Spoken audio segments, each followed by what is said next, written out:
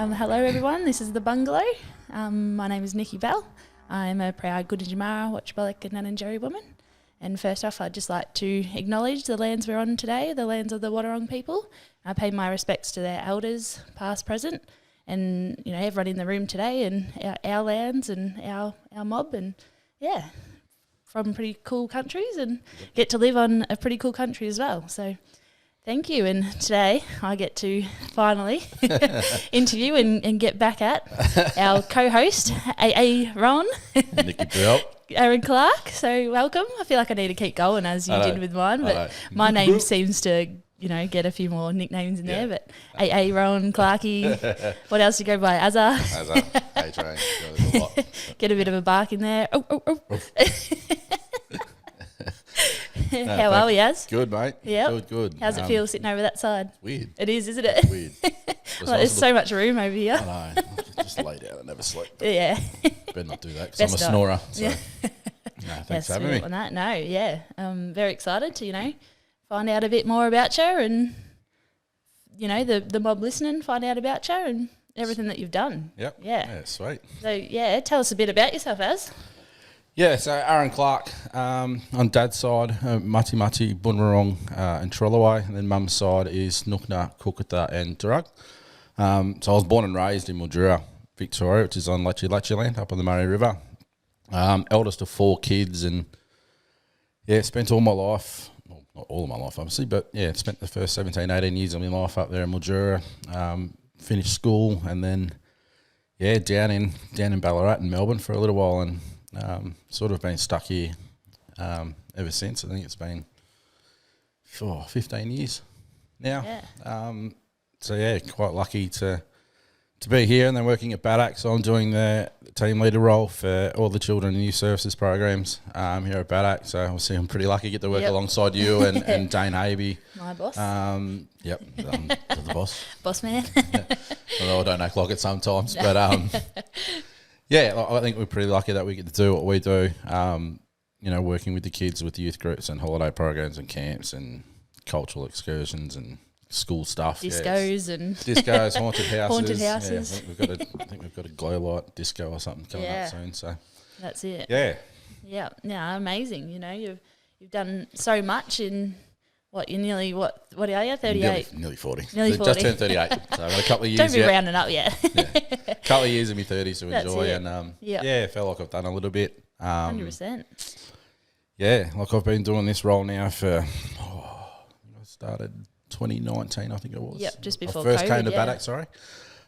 Started out as a family violence counsellor in the family violence program, and sort of didn't really enjoy it that much because it wasn't what I loved to do. It was, but it was a foot in the door to BADAC, and a good mate of mine, Johnny Canoe, used to be the COO at BADAC, and he'd been hounding me for years to get you in here. We need to get you at BADAC, come over for BADAC, and I was like, no, I'm all right, I'm comfortable doing what I'm doing now, and unfortunately, my role with mentoring stuff had ended, and I needed something to do, and a family violence role opened up with BADAC, and it was a foot in the door, and I think that I'd stuck that role out for a year, and a new one opened up as team leader for the CYS programs, and I thought I need to get back into doing youth stuff because it's what I love to do, and I was lucky enough I got the job straight away. I think you were on the interview panel. I was, so that made it a little bit easier. You're welcome.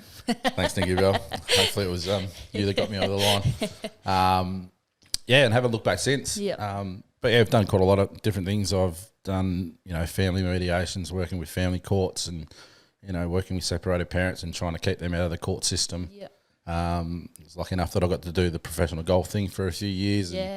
And injury sort of put that on the back burner, and that passion sort of died out a little bit because of that injury. And and then I've got a gig doing program manager of AIM Mentoring, which is a mentoring program for Aboriginal kids in secondary schools. And it was when I was there, I was like, I think I've finally found what I'm meant to be doing. And, my parents, and my dad's a qualified chef by trade. He hasn't worked for, 20 years now due to his health. But, my mum and my grandma and my uncles and all that were sort of working with Aboriginal kids and teaching culture within schools, and I thought, well, it just makes sense that I do the same thing. And when I that's started it. doing it, I was like, Yeah, I love this. shit just makes sense. Yeah.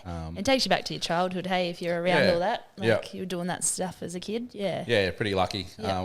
You know, I grew up in Mildura. You know, we had, I guess we didn't have a set youth group like we do here with the work that we have, but, you know, we had a holiday program, the Lachi Lachi dance group, which I was a member of. I think I started that when I was 3, and, you know, that was sort of like our youth group. So I think it was like a Tuesday night, every Tuesday after school for like a couple of hours, we were at the co-op, Yeah. you know, doing learning dance, and that became our youth group and our outlet, and now we'll get to do that here. Yeah. It's great to be able to sort of give back. I'm not giving back to, you know, my community in Mildura, but I'm able to give this community some of that, 100%. some of those teachings as well. Yeah, yeah, and it's so important. I think that was a main thing when, you know, when we did interview you, what you could bring us was massive, and you've added so many, you know, cultural elements for us, and you know, you and your daughter have taught me how to dance, and that's something that like I didn't get as a child, but now in getting that, and our youth as well are experience so many things, and it's getting us so far as well. So for you, you know, when you're a kid and you were doing the dancing stuff, where did it take you? I was pretty lucky. Like like I said, I started when I was 3 because, you know, Lachi Lachi Dance Group had been around for a long time in Mildura. You know, we're one of the biggest dance groups in Victoria, and my family, you know, had a large input and say into the development of the group, and it was just another thing where I just got to go and hang out with my uncles and aunties at the dance group, my cousins, and, you know, we got to meet other family there, like the Mitchells and the Taylors, and, you know, the Petersons and the Pappins and all those guys up home. So our family groups were always really close, and you know, when the group sort of finished up, I guess those groups sort of started expanding out, and they don't seem as close as what they used to, and that's my point of view, sort of looking on the outside now. And I was quite lucky that it was a huge part of my life, and it's a huge part of my identity and who I am as a man, and it was how I connected to my culture. But I was pretty lucky with some of the opportunities. I think I was born in 86. So 1993 AFL Grand Final. We got to dance at the halftime. I was born then. just put that in there. Thanks. No worries. You feel a bit older again, mate. But that's amazing though. Hey, just purely from being part of a dance group and practicing culture, I got to dance at an AFL Grand Final. Yeah, how cool. That was Essendon, wasn't it? Essendon was playing that year. Essendon won. Yes, we did. Still believe Steve Silvani touched that goal of Michael Long's. Don't know what you're talking about. But then got to go up to Sydney and do some workshops at Bangara, and you know, Bangara came to Mildura, and we got to do some stuff with them there. It was quite lucky. We got to travel quite a lot around Victoria, just doing dance. Yeah, awesome. And obviously meeting a lot of people as well. Yeah, like 93, like the grand final. We got to meet Uncle Archie Roach. That was like the first time I got to meet him. Got to meet Yothu Indy. That's amazing. And then obviously all the Bangara crew like Stephen Page and all that crew. It was pretty cool. Yeah, that's so cool. And you know, those kids these days you don't get that as much. Hey, like, that's something that we try and tell our kids in youth group. Like and particularly with the dance group, like it's just by having a go and practicing goals, like these things can take you absolutely anywhere. Exactly, taking those opportunities that rise. Like I've gotten the dance, and in Mildura, but I've danced here in Ballarat. I've done a couple of AFL games here in Ballarat. I've danced in Sydney. I've danced in New York. Yeah, that's amazing. A few years ago, which was ridiculous. I've got a gig coming up this week in Mildura. I've got to go home and do guest speaking stuff, and then try and run a workshop with about 400 people. Yeah, that's insane, isn't it? Which is really exciting. So to be able to go home and do that on the lands where I was born and raised, and where my family still are, it's exciting. And have your family involved in that as well. I think Mum's going to be in there. I spoke to her this morning on the phone. She's like, "I'm not dancing." I'm like, "Don't care. Just be there. You'll be there." That's it. I will drag you up. Yeah. So there it goes. No, that's amazing. Yeah.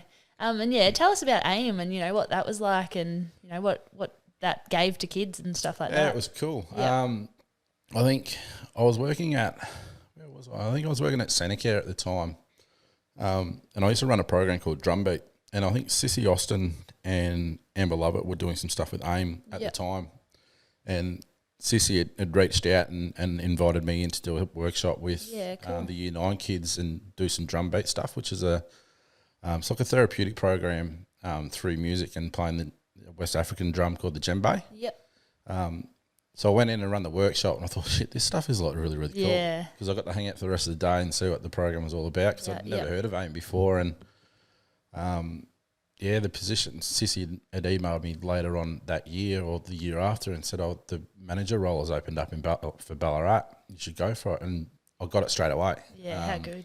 Did the interview at home on my couch. I think I had like a business shirt on and footy shorts on because they couldn't see anything COVID. Down the bottom. And they, the CEO, Jack Manning Bancroft, who started the idea, he said in the interview, he goes, I haven't done it before, but he goes, I'm going to give you the job right now. And wow. I didn't know how to react because I didn't know if he was serious. And that's it.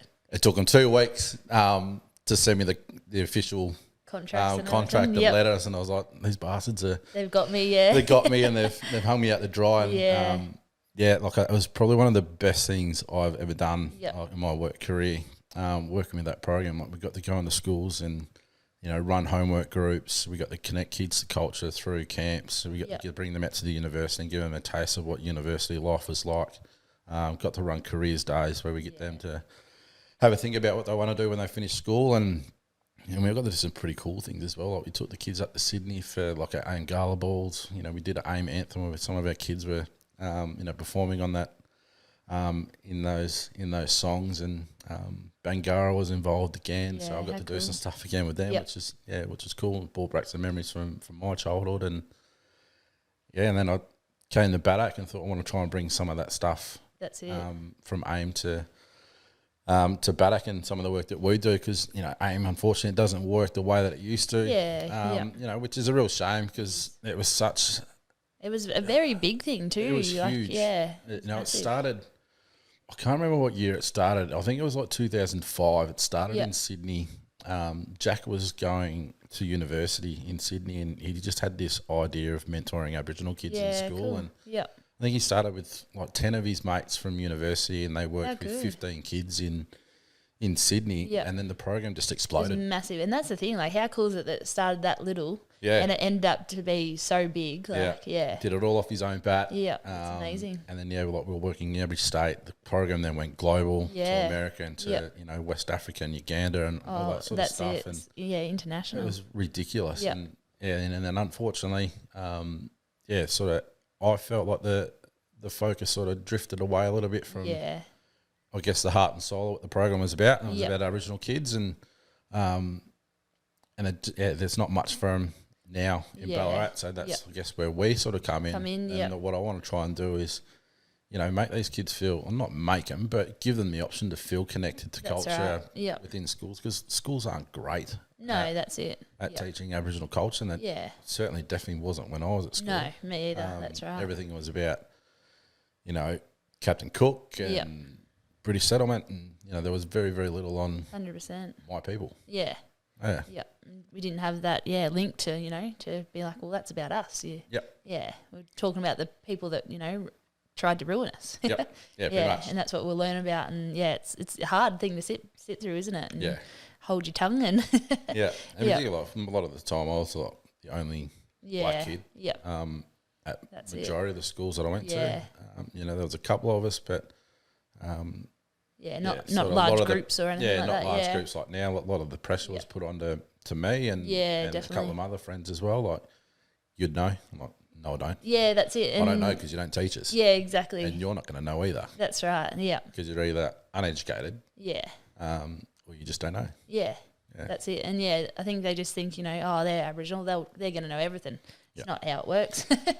No, and it's a shame. And I know sometimes some of the kids still cop it like that. Definitely. I know my daughter is at Loretto, and she's been asked that question a couple of times before, and it just puts them on the spot, eh? It's I think there was another thing they were doing studies that in one of her classes, the kids had to watch a rabbit-proof fence. And I've watched that movie once, and I refused to watch it again. But they didn't give her the option of having that choice, leaving or not, and that sort of upset me a bit. So I had to couple of words to the school. Yeah. Nice ones. But, yeah, that's it. but And that's the how school, they they're need you have to adapted do and they're that, doing great. Yeah. They're doing great things now, Loretto That's right. and St. Pat's as well. Yeah. And they're all schools that I got to work with at the AIM program. So. Yeah, and you can see the changes in them now too, hey? Yeah. It's pretty amazing to be able to, same with, going to these schools, like as a student and now seeing what they're doing. It's great that they're doing a lot more than what, they were doing when we were there and stuff like that. Yeah, which is definitely exciting, and it's, and I'd love good. to go home Yeah. to Mildura to do some work. It's going to be an extremely hard task because my wife's a principal Yeah, definitely. at a primary school here, and Evie's here at high school, and then my son's about to start secondary school next year, so it's not like I can just pack up and that's right. And if it was a go bit home, closer, but I'm sure there might be times where I might be to sneak home for a week or two at a time. Yeah, that's right. Help do some stuff there. Get it all moving up there. Try and give them some of the stuff that I was lucky enough to have as a kid. Exactly. Yeah, that's it for sure. No, obviously very lucky, and we're very lucky to have you in our area, and you've been able to share your family with us as well, with Auntie Marie and her coming in with her husband and bringing the tails in, and that's an experience we never would have ever been able to do without you being in this team, and that was awesome. That was cool. That was the coolest experience. Sometimes that's just the stuff we just do at her place. And that's obviously that's normal for you, and that's something that you do as a family. But those kids were just like, what, we're going to do that? I'm pretty lucky to have Marie Clarke as my auntie. She's my dad's older sister, and some of the stuff that she's done is just like, I don't know how she does it. Oh, literally. Sometimes. I think she's like over in Italy right now. Yeah, how Because cool. I tried to get her to come in today so I could interview her, and she's like, "Oh, I'm actually going to be overseas, bud." But I could call in. I was like, I'd rather you be here face to face. Yeah, but definitely. like, she was the one who took me to New York and London and Canada a few years ago. So that was for her exhibitions, was it? We did a short film. Just about some of her cultural practices. And it got shortlisted for a film festival in New York, and she had a bit of extra funding. It was just her and her husband Nicholas going. Yeah. She's like, "Buddy, I got this extra funding. Do you want to come to New York?" It's a stupid question. Yeah, that's it. As of course, it's like, what about work? Because I knew I had like an AIM program day where all the high schools came out to uni, and I was like, stuff work. Yeah, literally. I'm going to reschedule my AIM program day so I can go to New York and London. And 100%. It was ridiculous. Like, Great experience. Yeah. New York, and I was like, made sure I bought basketball tickets. So I took it to Madison Square Garden. I watched the Knicks, and nice. did like the Times Square thing. Did like the Central Park Gardens. But the film festival was at one of the national museums there, just up the road from Trump Towers, I think it is. And, and I remember I walked past Trump Towers and gave him the flipped bird. the old bird as I walked past. Like, to have it, to be able to sit up on stage there alongside my auntie and talk about, how we connect to culture by trying to revive old cultural practices through art, and then to get these Americans and these guys just asking us questions and actually showing genuine interest, like they actually give a shit about it. That's right. Yeah, it was really cool. Yeah, that's amazing. And so it was so good to have her that day and showing her PowerPoint, and I'm just sitting at the front like, this is awesome. Yeah, some of the work, I just don't know how she comes up with some of the ideas. Sometimes, I think she showed one slide. She did stuff with these river reeds where she got them under a microscope and she took photos on it. That's right. It looks like photos of the galaxy. Out of space, and so cool. Showing me how to, remove kangaroo heads. Dead ones for the teeth.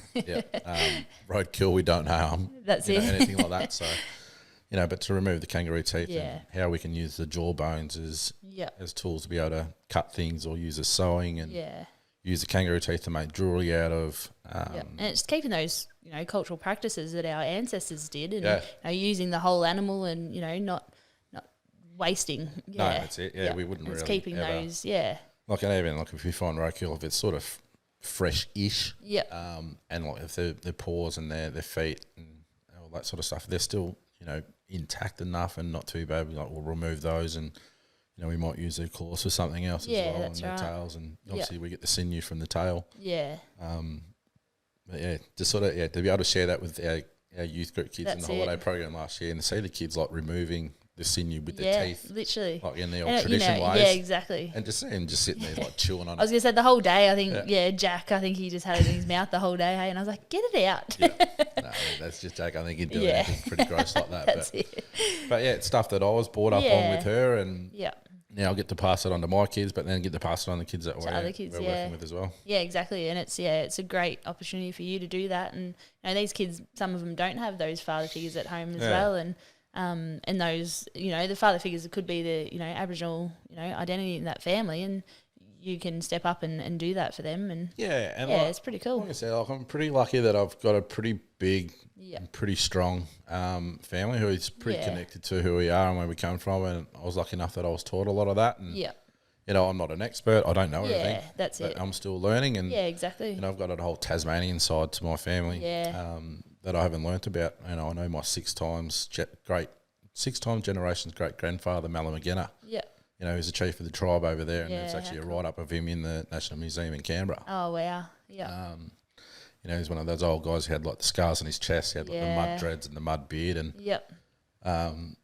so if you're able to date stuff like that back, it's really cool. And 100%.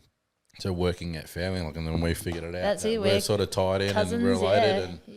And a lot of the kids, like I think some of the kids I found in our youth group were actually quite very close related. Yep. Their great granddad and my granddad were brothers. Yeah.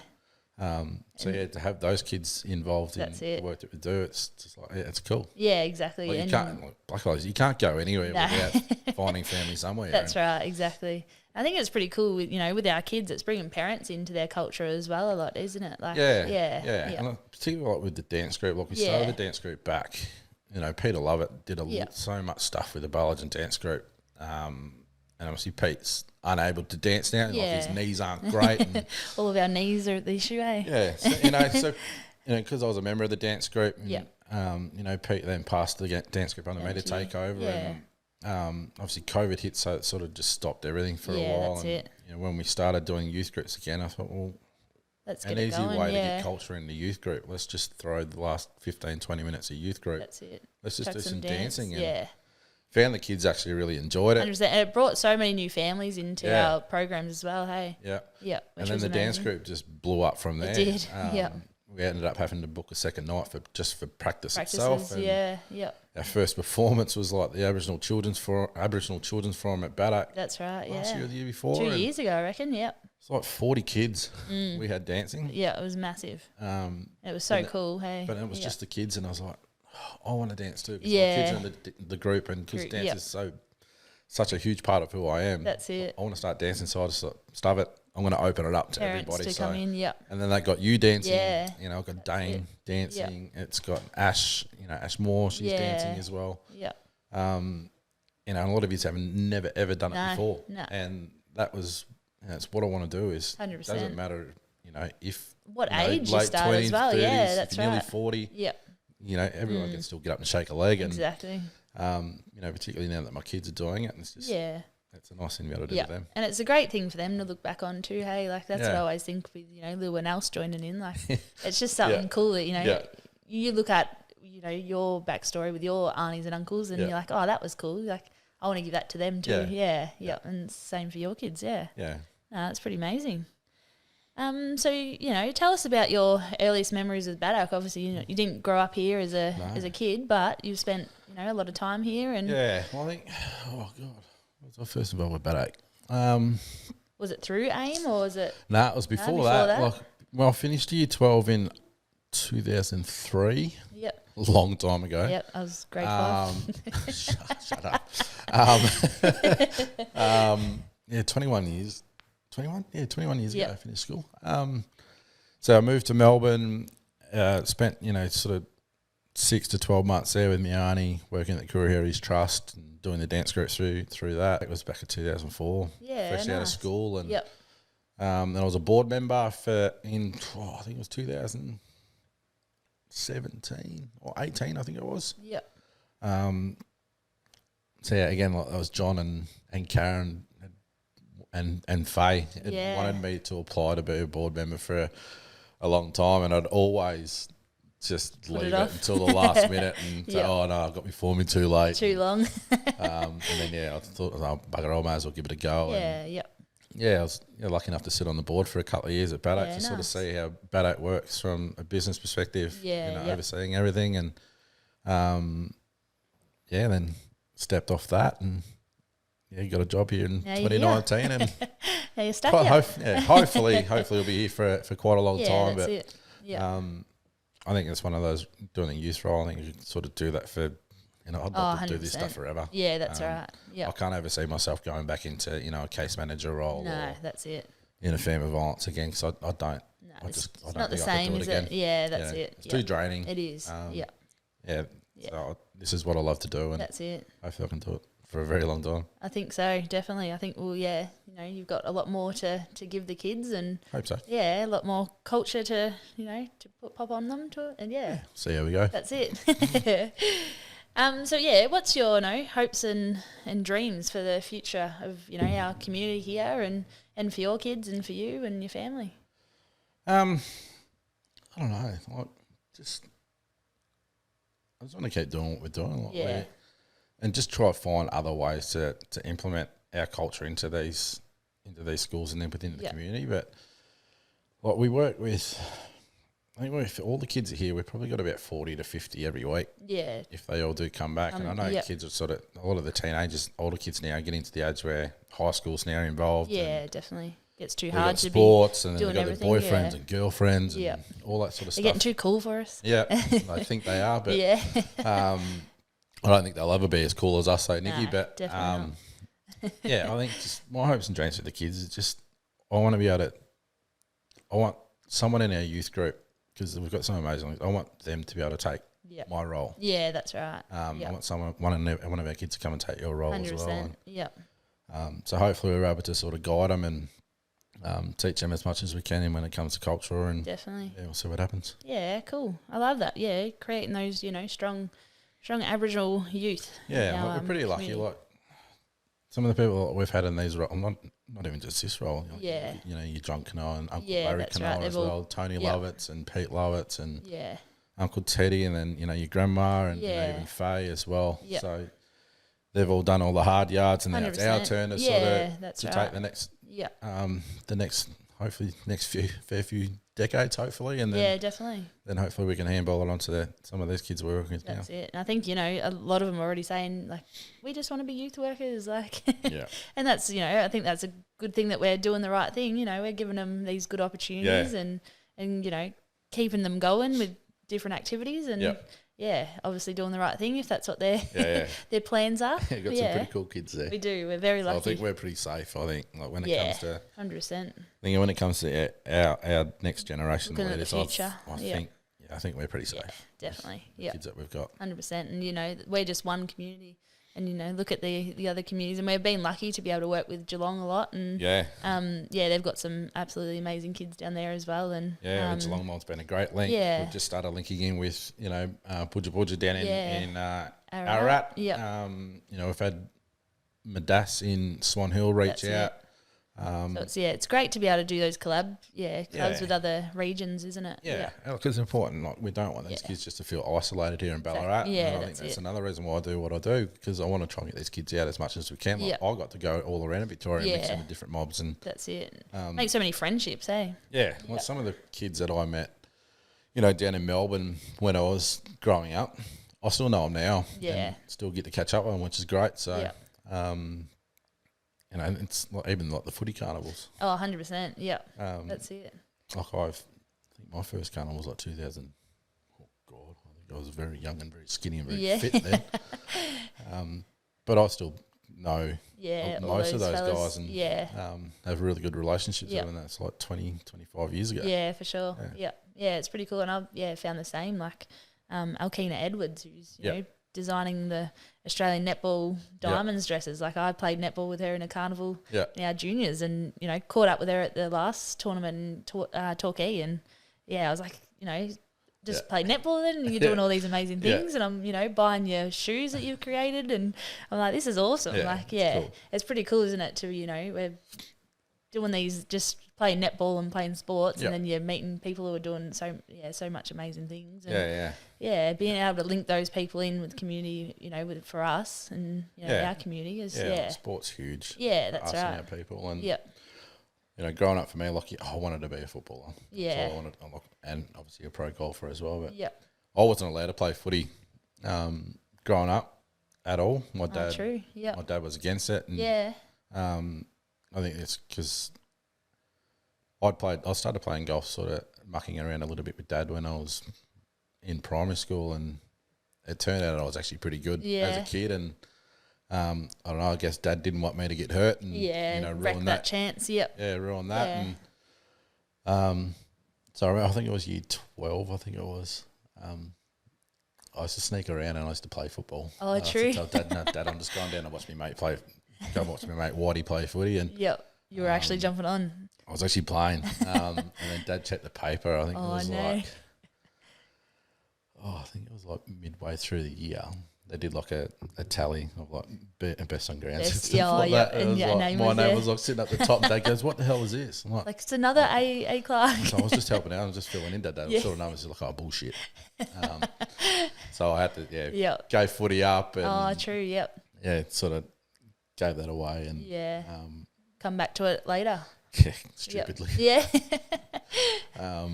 Yeah. But I went away and did like the golf thing and got accepted into the Australian PGA. Yeah, how cool. The Professional Golf Association and golf has been a huge part of my life and it still is. And I want to be able to help other Aboriginal people, men and women, find avenues in the golf because it's not. I guess it's not a known sport for Aboriginal people. No, it's not. You don't see a lot of black fellas being professional golfers. Yeah, that's right. I get the chance to play on the national stage every year with the National Aboriginal Golf Champs, which is up in Tweed Heads this year, which I can't wait to get up there. And I got to play in Darwin last year at the championships, and I finished second last year. I think I lost by a shot on the last hole, and but I've been lucky enough to win that title a couple of times as well. It took me, like 16 years, I think, to finally win one. But I remember I played my first ever one when I was like 16 years old over in Perth. And how cool. Shot the best ever round I'd ever had the very first day. And, being 16, 17 at the time and over in Perth, I didn't have my parents looking over my shoulder, and I was, with all this freedom. I had all these other black fellas around that I'd never met before and had just clicked with, and I met up with Sid Jackson, who was one of my all-time favourite Carlton football players. He was there, and Uncle Phil Cooper, and I was like, I'm going to have a couple of wines. Yeah. And a couple of wines turned into a few more, and Nick came at the next day after in round 2 and played like a dog. And fought back and finished second in my very first attempt. How cool. Yeah, it took me quite a long time to finally get the monkey off my back and win that. And I want to try and get more Aboriginal people into golf. That's it. Hopefully. Yeah, wow. Maybe we needed to be doing some golf sessions with these kids, eh? Might have to. Get them on carrying your bag or something. Although I reckon they might mentally challenge some of our kids. Oh, I think, definitely. Some of their fuses are a bit short. But get the patience. That's the same thing to me. My temper was pretty bad as a kid. I did taekwondo when I was a kid, and that taught me a lot about self-defense and respect and sort of how to manage your anger and find other ways to sort of deal with it. Yeah, cool. And then golf sort of taught me that as well. Golf is one of the most mentally draining games that you could ever play. 100%. And it taught me patience. And patience, yeah. I didn't know that a lot when I was a kid or a teenager playing golf for the first time. I'd crack the shits, I'd swear, and I'd throw clubs, and I'd have a little tanny, and then would wonder why my game was crap. All my scores would turn out crap, and it wasn't until I saw a sports psychologist through a squad that I was in, and from there it completely changed. Every now and then I sort of crack the sads every now and then, but not to the same extent. For like a minute or 2 minutes, and like it's just a game. Yeah, that's it. Yeah, but it's a hard thing to have that mentality though as a kid. Like it's it's everything as a kid. Yeah, and I see that in my son as well. I'm super competitive. Yeah, and I always have been, and I was a sore loser as a kid, and I still hate losing. Like I don't play sport to finish second. Yeah, for sure. Yeah. I play tournaments and stuff to win. I'm not there just to make up numbers, but I say that to my own son now. Like he's so competitive, but I think he gets that from me. He gets that from me, but he's actually really bloody good. At the same time, and it drives me nuts. But at the same time, I can respect my parents a little bit more because I used to drive them insane. take me to the golf club, take me to basketball, take me to taekwondo, take me to the tennis courts. That's it, yeah. So now you're, so now it's my turn. Happening to you so, now. Mum and Dad, thank you. That's it. It's always, when you're at an award ceremony, you won. I just like to thank my parents for driving me to the games. Yeah, I know. Yeah. Just like that. With everything that you've done, and you've done some amazing things. What's the standout that's for you? Personally, becoming a dad. Yep. I've got a 14-year-old daughter and a 12-year-old son. They drive me nuts, but I wouldn't. Yeah, they're the best kids. I would not have it any other way. Yeah. Evie's I'd say she's like a girl version of me without the sporting ability. Charlie's probably a boy version of his mother. Yep. With the brains, but he's got more sporting ability. Yep. Sorry, Em, but they're pretty cool kids, and to be able to see them practicing culture in the way that I practice it as a 100%. Kid, and helping us out with youth groups and stuff is really cool. But and then I don't know, work wise, God, I don't know. It's too hard to sort of pin down. Yeah, that's it. Do some of the AIM stuff, like some of the stuff I was saying some of the kids doing that program was really cool. Yep. But then what we're doing now, like the Mr. and Miss NAIDOC that we've brought back. It's getting bigger and bigger, isn't it?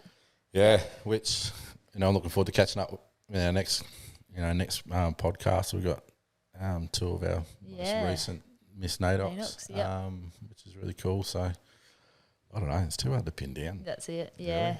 Yep. Yeah, and then I think everything we're doing, hey, it's And then sport wise, it's obviously winning the national golf national champs is that's the big one for me. For sure, yeah.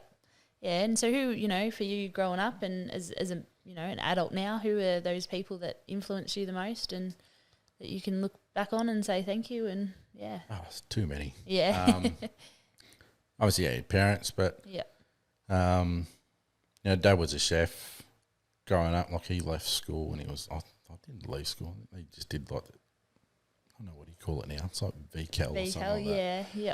So he became a chef. So he sort of growing up, we didn't get to see him a lot because when he was doing night shift, he was obviously at the hospital doing the chef stuff. And I wanted to be a chef, and he's like, "Nah, the hours are crap. Don't do it." Yeah. But I love cooking. Yeah. And I learned that from Dad. Obviously, Mum and Dad are big ones. Then I've got currently now, and then I've got people like Johnny Canoa and even someone like yourself as well. But then like my grandmother, Alice Clarke, she passed away when I was in grade 5 or grade 6. Yep.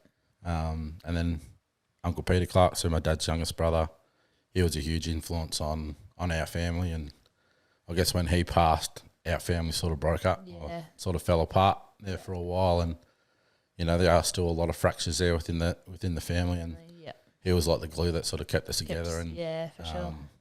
And every family's got that, but that's it.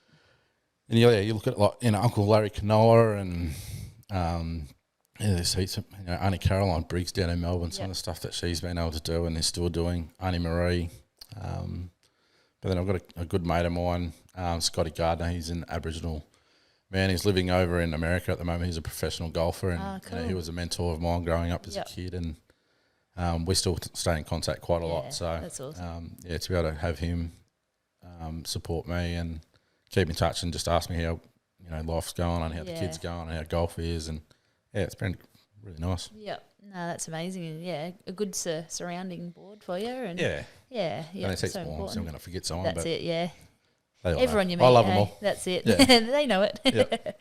That's amazing, and for our generations listening to you, what's some advice you could give them? Just have a go. Yep. And don't be afraid of failing. It's okay to fail. That's it. I've failed a million things in my time, and but just don't give up. Yeah. And don't worry about it. If you can't find your passion or your love straight away, it doesn't matter. It'll come. It took me 15 years to figure out what I wanted to do. But just have a crack at it. Yeah. If it doesn't work, so be it. Yeah. If you fail at it, so what? Yeah. Just learn from your mistakes and have another crack at That's it. Try again. Yeah. Go from there. And that's something that we try to pump into the kids at the AIM program. We called a whole session called failure time, because failure is a normal part of life. And if you're not 100%. failing, then you're not having a go. Yeah, that's it. There's you something don't wrong learn then, hey? as well either. Yeah, so, that's right. yeah, I would just want our kids in our youth groups and schools just have a go. Yep. No shame, hey? No shame. Yep. Just have a crack at it. Yeah, love it. Nice. All right, what's next for Aaron Clarke? Don't know. Hopefully this podcast goes viral. Yeah, that's it. No, we could do this every day. yeah, right. I don't know. Just keep doing, obviously, other than what we're doing now. Yeah. But I think just, oh God, I don't know. Don't know. I really want to get right into my art a little bit more. Yep. I've got so many pieces at home that I've like half started just started. Yeah. I look at it, I'm like, I'll finish it next week. Yeah. And it's still sitting there. I think I've got a board. I've got a piece of plywood that I painted some stuff on it. It's just the outline. And it's been sitting in the front lounge room for at least 4 years. Oh, wow. I looked at it last night. I was like, I need to finish I got to that. do that, yeah. But then I've got like some half-made digits and stuff like Yep. that. But I'd love to be able to get right into my art a little bit more nice. and start pumping that stuff out. But Yep. yeah, I don't know. I'm 40 in a couple of years, so it'll be just all sort of work driven and Yep. yeah, helping my kids just be the best versions of themselves that they can be. Nice. And we'll see what that looks like. Yeah, sounds great. All right, last one. The big question of them all. What is your superpower? What would it be? I'd love to be able to, what is it? Like teleportation. Like Yep. I'll be able to just look at I think Shu said it as well. Like Yeah. there was a movie called Jumper. Yeah. And I thought that'd be so cool. Like just to be able to look at a photo of, I know, like Madison Square Garden and go, Yep. I'm just there. I'm there. Yeah. But then like, because, Mildura's like 4 or 5 hours Yep. away. So my parents and grandparents are up there, my siblings. So I don't get to see them as much. So be able to just be able to click my fingers. So I just want to go to Mildura today. Yeah. Close my eyes, click my Yep. fingers, and I'm Not there. have to do that long 5-hour drive. Like old Wizard of Oz Dorothy and click my heels Yeah. together and Go home. off I go with my pretty red shoes on. Yeah. But I'd love to be able to do something like that. That'd be pretty cool. Yep. No, it would be awesome. Yeah. Well, yeah, thanks, Az, for your No time worries. and telling us a bit more about yourself. It's been awesome, and it's always great to have a yarn. Yeah, always. Yeah. Awesome. Thanks, Az. Thanks, Nicky Bill.